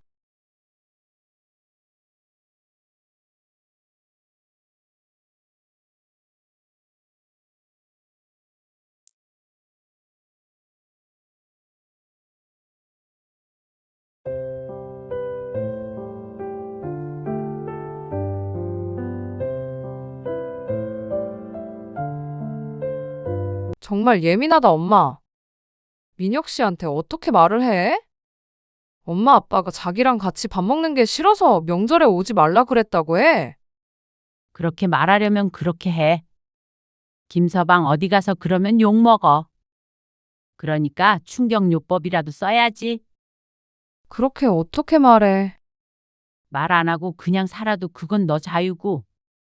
어쨌거나 엄마 아빠는 같이 밥 못 먹겠으니까 네가 어떻게 말하든 신경 안 쓸게. 왜 이렇게 매정해? 그래, 정 넘치는 너는 네 남편이랑 알콩달콩 맛있는 거 많이 먹고 살아. 오늘 이야기 속 주인공은 59세 양명화 씨입니다. 그리고 그녀의 사위에 관한 이야기이죠. 양 씨는 사위와 같은 식탁에 앉아 밥을 먹는 게 싫었습니다. 너무 꼴보기가 싫었습니다. 사위가 사고를 치거나 천하의 나쁜 놈이라 그런 게 아니라 함께 밥 먹는 것이 특별히 불편했습니다. 사위의 견디기 힘든 식사의 절 때문이었습니다. 양 씨는 살면서 이렇게 더러운 습관을 가진 사람은 처음이었습니다. 이런 사람이 내 사위가 될 것이라는 생각은 해본 적도 없었죠. 쩝쩝 소리를 내는 것은 기본이었고, 먹었던 젓가락으로 함께 먹는 반찬을 뒤지는 것은 욕할 것도 아니었습니다. 경악하는 양씨 부부에게 딸은 가족이라는 이름으로 이해를 하라고 했습니다. 하지만 딸이 그래도 이해를 못할 텐데 사위가 그러는 걸 보며 같이 식사를 하고 싶지는 않았습니다. 그래서 필연적으로 식사를 해야 하는 일을 없애야 했습니다. 가장 첫 번째가 명절이었습니다. 명절에 사위와 딸을 볼 수 없는 것은 슬픈 일이지만 누구나 양 씨의 이야기를 들으면 고개를 끄덕일 것이었습니다. 양 씨는 딸이 하나 있었습니다. 딸이 하나라 곱게 키우고 그런 것은 없었습니다. 남들과 똑같이 무던하게 키웠다고 생각했습니다. 실제로도 딸은 그런 성격으로 컸습니다. 둥글둥글했고 수더분했습니다. 그래서 자라는 동안에도 큰 사고를 친 적이 없었고 속썩을 일도 별로 없었죠. 그런데 어쩌면 너무 털털하게 키운 것이 화근이었던 것 같기도 했습니다. 조금만 더 곱게 키웠다면 이런 일이 없었을까 싶었습니다. 딸은 30대가 되어 결혼을 하겠다고 했습니다. 성격이 좋아서 엄마 아빠도 마음에 들어 할 거야. 딸의 말을 듣자면 직장도 좋다고 했고 뭐 하나 부족한 게 없어 보이는 사위였습니다. 그래서 양씨 부부도 딸의 결혼 소식을 반겼습니다. 당신은 안 서운해? 외동딸이 결혼한다고 그러면 아빠들이 서운해 한다던데. 아들 하나 더 생긴다고 생각하면 되지 않아? 그런가? 양 씨는 정말로 그렇게 생각했습니다. 그래서 딸이 사위를 데리고 인사를 오겠다기에 며칠 전부터 설레었습니다. 음식이 좀 부족할까? 지금도 식탁 주저앉으려고 해. 먹성이 좋대잖아. 아무리 먹성이 좋아도 그걸 어떻게 다 먹어? 양 씨가 식탁을 보며 고심하자 남편이 말렸습니다. 조금 과장을 보태자면 정말로 상다리가 부러질 듯 차려져 있었습니다. 처음 사위를 만나는 자리인이 정성을 다해서 차렸죠. 몇 분 뒤에 도착한 사위는 인상이 참 좋아 보였습니다. 덩치가 꽤나 있는 편이었는데 요즘 빼빼 마른 젊은이들보다는 훨씬 보기가 좋다고 생각했습니다. 김민혁이라고 합니다. 어서 와요. 양씨 부부는 사위와 웃으며 인사를 나누었습니다. 이럴 게 아니라 일단 앉아서 먹으면서 얘기하자고. 남편이 식탁으로 모두를 이끌었습니다. 양씨는 국자 등을 챙겨서 마지막으로 자리에 앉았습니다. 사위가 설레는 표정으로 양씨에게 말했습니다. 이걸 다 직접 차리신 거예요? 뭘 좋아할지 몰라서 이것저것 해봤어요. 아, 매운탕 좋아한다면서요? 네, 엄청 좋아합니다. 딸에게 미리 들어 매운탕을 준비했습니다. 사위는 거의 침을 흘릴 것 같은 표정으로 식탁을 뚫어져라 보고 있었습니다. 남편이 식사하자고 말하자 사위가 얼른 젓가락을 들었습니다. 음식이 입에 맞을까 걱정되어 양씨가 사위를 유심히 지켜보았습니다. 무엇을 좋아하는지도 눈여겨보려고 했는데 그의 젓가락이 눈에 띄었습니다. X자로 교체된 젓가락이 음식을 집을 수 있을까 싶을 만큼 불편해 보였습니다. 양 씨는 딸의 젓가락질을 어려서부터 교육시켰지만 남의 젓가락질을 보고 지적할 만큼 경우가 없진 않았습니다. 물을 안 꺼냈네. 양 씨는 비어있는 물컵을 보고 물을 꺼내기 위해 잠시 자리에서 일어났습니다. 그런데 벼랑간 들리는 엄청난 소리에 놀랐습니다. 웬 국수를 먹는 소리가 들렸습니다. 그런 음식이 없는데 생각하며 뒤를 돌아보자 잡채를 라면 먹듯이 후루룩 들이키는 사위가 보였습니다. 요즘 유행한다는 먹방 같기도 했습니다. 소리가 어찌나 큰지 남편도 밥을 먹다가 말고 사위를 구경하고 있었습니다. 진짜 복스럽게 먹지 않아? 딸이 푼수처럼 말했습니다. 그렇게 큰 소리를 내며 먹는 걸 좋아하지는 않았지만 양 씨는 고개를 끄덕였습니다. 정성껏 차린 밥상인데 맛없어 하는 것보다는 훨씬 마음이 편했습니다. 사위는 너무 맛있다고 칭찬을 하며 누가 쫓아오는 것처럼 잡채를 흡입했습니다. 정말로 흡입했다는 말이 과언이 아닐 정도였습니다. 큰 접시에 담겨 있던 잡채가 순식간에 절반이 사라졌습니다. 천천히 먹어요. 양 씨의 말에 사위가 입에 든 잡채를 우물우물하며 이제야 배고픈 게 조금 가신다고 대답했습니다. 입안에 한가득 음식이 들어있어서 무슨 말인지 얼른 알아듣기가 힘들었습니다. 매운탕 덜어서 먹어요. 네. 잘 먹겠습니다. 냄새가 정말 좋네요. 여기. 국자 줄게요. 아닙니다. 저는 국자 잘 안 써요. 매운탕을 덜어 먹을 수 있는 빈 그릇이 각자 하나씩 있었고 양 씨가 국자를 내밀었습니다. 하지만 사위는 그 손길을 마다했습니다. 그러더니 밥 먹던 숟가락을 들어 냄비에 푹 담가 국물을 한술 떠먹었습니다. 당황스러운 기분으로 국자를 들고 있던 손을 내렸습니다. 진짜 솜씨가 좋으시네요. 캬하는 소리와 함께 엄지를 척하고 들어 보이는 사위에게 양 씨는 어색한 미소를 돌려주었습니다. 국자로 떠먹지. 양 씨의 말에 사위가 웃으며 고개를 저었습니다. 괜찮아요. 저는 이게 편해요. 그리고 설거지하기 편하잖아요.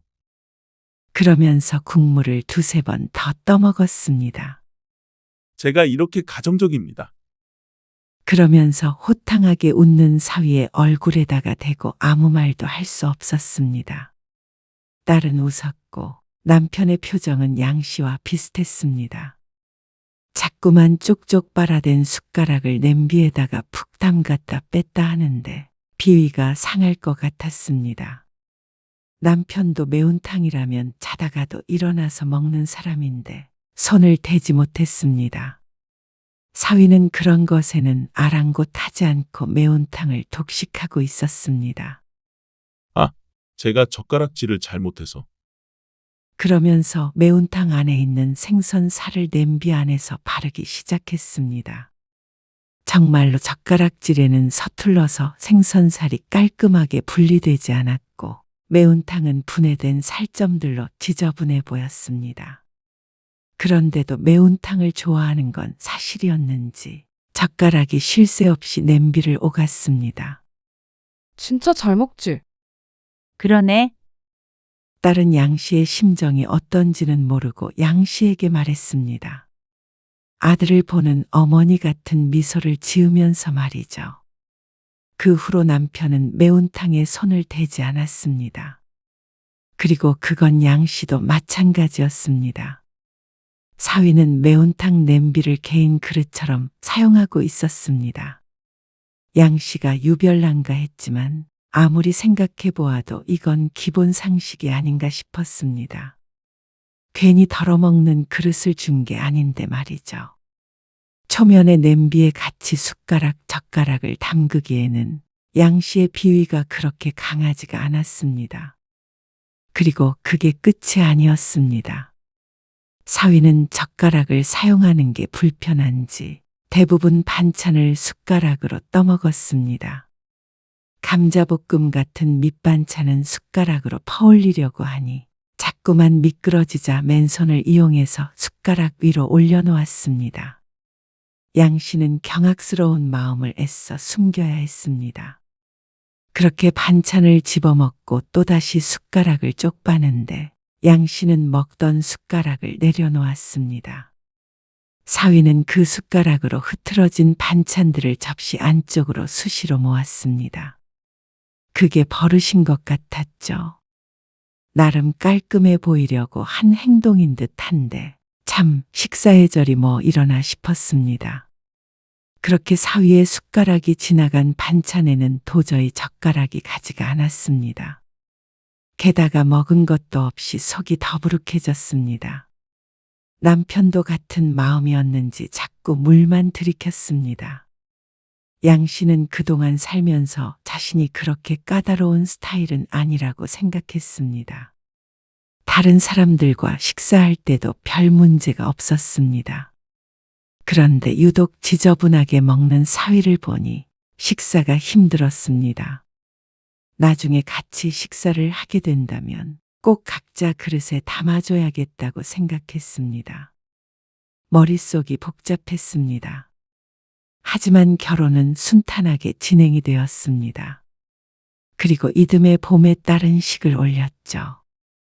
결혼하고 나서는 만날 일이 거의 없었습니다. 딸과 사위도 직장 다니느라 바쁘고 양씨 부부도 바빠서 평소에는 얼굴을 잘 보지 못했습니다. 전화 통화는 자주 하지만 만나는 건 어쩌다 한 번이었고 보통은 밖에서 커피를 마시고 헤어졌습니다. 제대로 같이 시간을 보내는 것은 명절이 고작이었습니다. 그런데 양 씨는 1년에 2번밖에 없는 명절이 곤욕스러웠습니다. 자주 못 보는 게 다행이라고 생각이 될 정도였습니다. 결혼하고 처음으로 맞는 명절이었습니다. 명절 연휴 첫날은 양 씨 부부 둘이서 오붓한 시간을 보냈습니다. 그리고 당일이 되었을 때는 딸과 사위의 방문을 기다렸습니다. 점심시간이 넘어서 도착할 거라고 했던 딸에게서 전화가 왔습니다. 엄마, 우리 일찍 출발해서 좀 빨리 도착할 것 같은데 점심 같이 먹어야 할 것 같아. 점심은 휴게소에서 먹겠다던 딸이었기에 양 씨는 화들짝 놀랐습니다. 느긋하게 쉬고 있었는데 갑자기 점심을 준비해야 하니 말이죠. 아이고, 이럴 때가 아니네. 1시간이면 도착한대. 정말? 서둘러 준비해야겠다. 양 씨는 얼른 몸을 일으켰습니다. 남편도 옆에서 양 씨를 거들었습니다. 그래도 명절이라 이것저것 준비를 했는데 요리를 하려면 한참 걸릴 것이었습니다. 엄마, 우리 왔어. 어머, 벌써 왔니? 그런데 딸은 전화로 얘기했던 시간보다도 일찍 도착했습니다. 아직 요리를 상을 차리려면 좀 더 있어야 했습니다. 아, 배고프다. 사위가 들어서면서 한 첫말이었습니다. 인사는 그 뒤로 이어졌습니다. 잘 지냈어? 남편이 사위에게 인사를 건넸습니다. 그리고 부엌에서 나와본 양 씨는 사위를 보고는 조금 놀랄 수밖에 없었습니다. 2-3달 전에 한 번 보았는데 그때보다 살이 많이 찐 모습이었습니다. 그때도 결혼 전보다 통통해졌다고 생각했는데 지금은 순간 누구인지 못 알아볼 만큼 살이 올라 있었습니다. 아, 배고프다. 아침을 너무 부실하게 먹어서 그런지 배가 너무 고프네요. 사위는 집에 들어서는 그 순간부터 배고프다고 노래를 불렀습니다. 아침에 먹은 떡국 때문에 너무 빨리 배가 꺼졌다며 말이죠. 자기 엄청 많이 먹었잖아. 그래도 떡국은 배가 금방 꺼져. 사위가 그러자 양 씨의 마음이 너무 조급해졌습니다. 잠깐만 기다려. 금방 밥 차리니까. 양 씨는 바쁘게 요리했습니다. 남편도 옆에서 분주하게 반찬을 놓았습니다. 식탁엔 밑반찬이 몇 개 차려져 있었습니다. 양 씨는 국을 끓이며 옆에서 고기를 볶고 있었습니다. 그런데 사위가 옆으로 오더니 수저통에서 숟가락과 젓가락 한 세트를 쏙 빼갔습니다. 양 씨가 의아한 표정으로 뒤를 돌아보았는데 사위가 밥솥에서 밥을 한 그릇 푸더니 자리를 잡고 앉았습니다. 아직 덜 됐으니까 거실에서 기다려. 식탁에 앉아서 기다리나 싶어서 양 씨가 말했습니다. 그런데 이어지는 사위의 행동에 양 씨의 얼굴엔 물음표가 떠 있었습니다. 혼자서 식사를 시작한 사위. 양 씨도 남편도 하던 일을 멈추고 사위를 쳐다보았습니다. 제가 배고픈 건 잘 못 참아서요. 에이, 기다렸다가 같이 먹지. 나는 어차피 오래 먹으니까 지금부터 먹고 있어야 속도가 맞아. 그러면서 웃는데 양 씨는 조금 기가 질리는 기분이었습니다. 남편이 그랬다면 숟가락을 빼앗았을 텐데 사위라 잔소리를 하는 게 불편했습니다. 내 자식이 아니기 때문에 따끔하게 얘기하기가 어려웠죠. 남편도 당황한 듯 했습니다. 이런 경우는 처음이었습니다. 식사 준비하는 사람을 두고 혼자서 밥을 먹는다는 게 양 씨의 상식에서는 이해가 가지 않는 일이었습니다. 하지만 딸은 그런 사위를 두고 별 생각이 없는 듯 했습니다. 예의가 아니면 충분히 알 텐데 말이죠. 양 씨는 그냥 서둘러 밥을 차리자 싶었습니다. 손이 빨라졌습니다. 10분쯤 지나서 상이 다 차려졌습니다.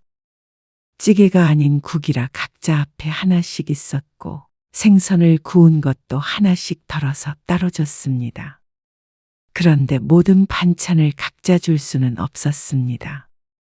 한창 식사를 하던 사위는 양 씨가 마지막으로 놓은 접시를 보더니 젓가락을 뻗었습니다. 고추 장아찌였는데 한 입 베어 물더니 또다시 맛있다고 엄지를 세웠습니다. 그 모습에 뿌듯했던 것도 잠시. 한 입 베어 문 고추를 다시 접시에 가지고 가서 양념을 묻히는 것에 얼굴에 실금이 갈 것 같았습니다. 맛있으면 그 앞으로 좀 덜어줄까? 양 씨가 애써 속마음을 감추며 물었습니다. 따로 줘야 할 것 같았는데 사위는 됐다며 웃었습니다. 또 설거지 얘기였습니다.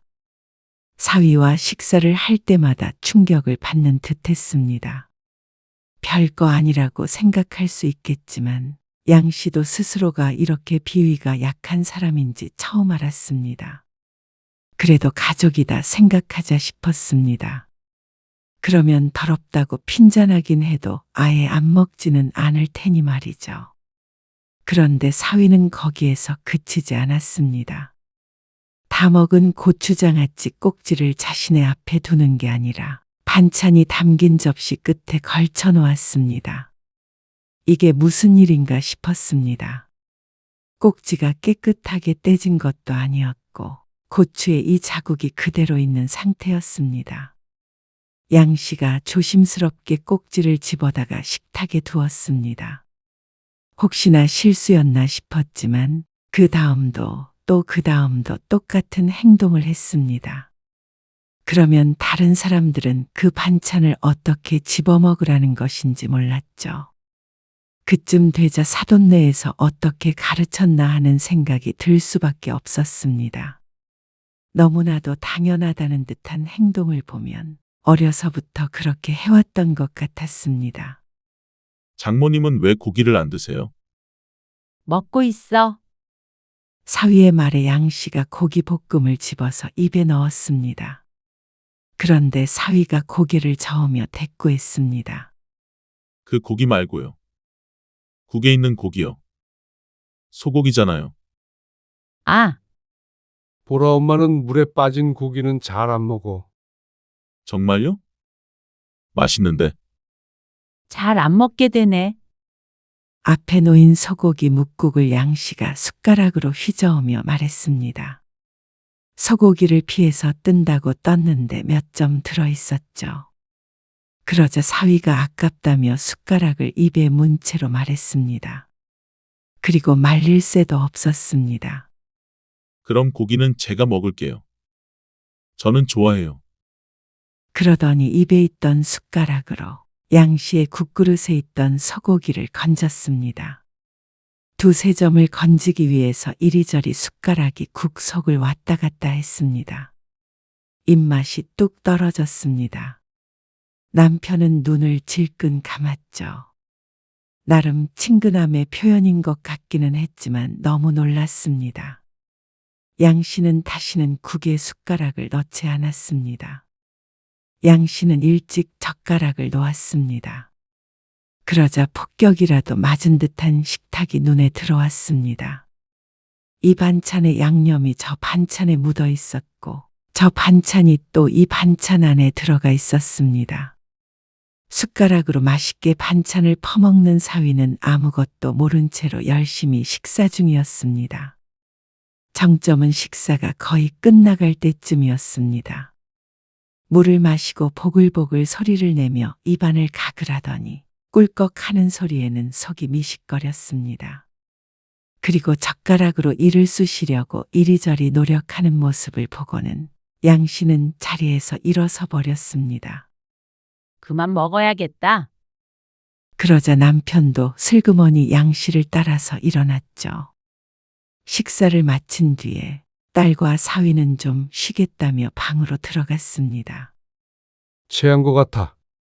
소화제 있지? 나도 하나 먹어야겠어. 당신도? 남편도 양 씨도 속이 좋지 않아 소화제를 찾아 먹었습니다. 아무래도 안 되겠다. 그래서 양 씨는 딸만 살짝 불러서 얘기했습니다. 도저히 참지 못했습니다. 앞으로도 이렇게 식사할 일이 평생에 걸쳐 있을 텐데 그때마다 소화제를 먹고 싶지는 않았습니다. 그런데 딸은 양 씨의 말을 듣고는 오히려 양 씨를 이해하지 못하겠다고 했습니다. 가족인데 뭐 어때? 양 씨도 남편과는 찌개도 한 냄비에다가 놓고 먹고 했습니다. 하지만 다른 사람들과는 그렇게 먹지 않았습니다. 사위가 가족이기는 하지만 식사를 하는데도 격이 없고 싶지는 않았습니다. 엄마가 너무 예민한 것 같은데? 딸은 도무지 모르겠다는 표정이었습니다. 딸은 그게 아무렇지 않으니 결혼을 했겠지만 양 씨는 사양이었습니다. 그게 예의가 아닌 건 너도 알잖아. 맛있어서 그런 거야. 그리고 민혁 씨도 엄마 아빠를 친부모처럼 생각하니까 편하게 그런 거고. 그렇게 생각해 주는 건 고마운데 엄마는 좀 더 위생적으로 식사했으면 좋겠어. 그러니까 꼭 좀 잘 말해줘. 어떻게 대놓고 그렇게 말해? 더럽게 먹지 말라고.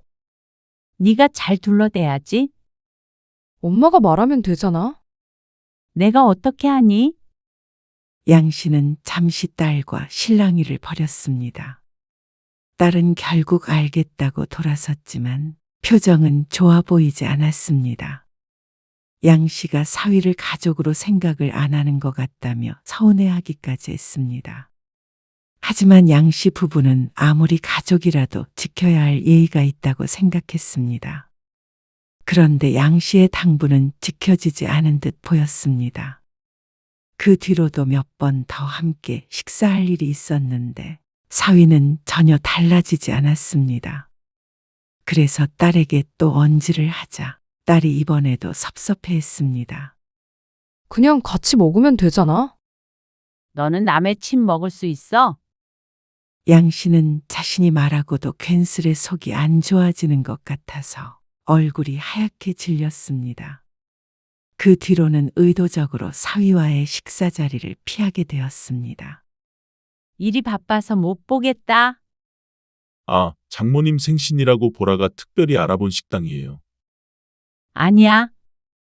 둘이 거기서 오붓하게 데이트해. 일이 많아서 그래. 네, 알겠습니다.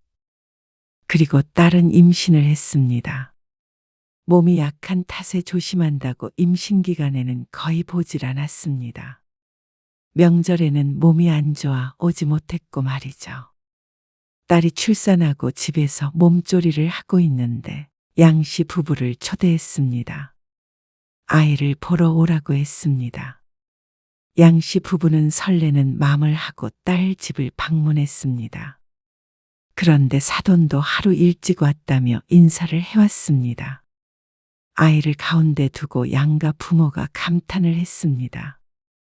귀여운 손주가 생겼으니 당연히 좋겠지만 사위도 외동아들이라 특히나 더 손주가 귀했습니다. 앉아서 이런저런 얘기를 나누다가 식사를 같이 하게 되었습니다. 사돈이 같이 저녁을 먹자고 하는데 쏙 가버리기도 힘들었습니다. 그런데 사돈네와 식사를 하게 되니 사위에 대해서 알 것 같았습니다. 상견례 때는 워낙 긴장도 하고 결혼에 대해 상의를 하느라 다들 식사를 제대로 하지 못했었습니다. 그래서 몰랐죠. 안사돈의 식사 습관이 사위와 빼다박은 듯했습니다. 안사돈과 사위 둘이 식탁에 앉아 그러고 있으니 가관이었습니다. 숟가락으로 반찬을 집는 것은 둘의 버릇인 듯했죠. 양 씨가 불편한 기색을 숨기지 못했지만 사위나 안사돈 중 누구도 알아차리는 사람이 없었습니다. 아무래도 이 집 식구의 문화 같은 것인가 싶었습니다. 양 씨 부부는 기가 질려버렸습니다. 사위도 사위이지만 사돈과도 다시는 식사하고 싶지 않을 만큼 끔찍한 자리였습니다. 집으로 돌아와서는 이틀 동안 고생을 해야 했습니다. 먹은 게 단단히 얹히는 바람에 손가락을 몇 개나 딴지 몰랐습니다. 딸에게 말해도 소용이 없으니 양 씨 부부도 이제는 별 수 없었습니다. 딸은 아무렇지도 않은 모양이었습니다.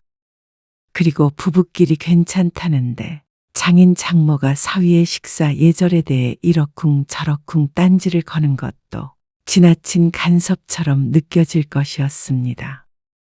부모도 가만히 있는데 말이죠. 그렇다면 양 씨 부부만 문제인데 이렇게 괴로울 바에는 다른 방안이 필요했습니다.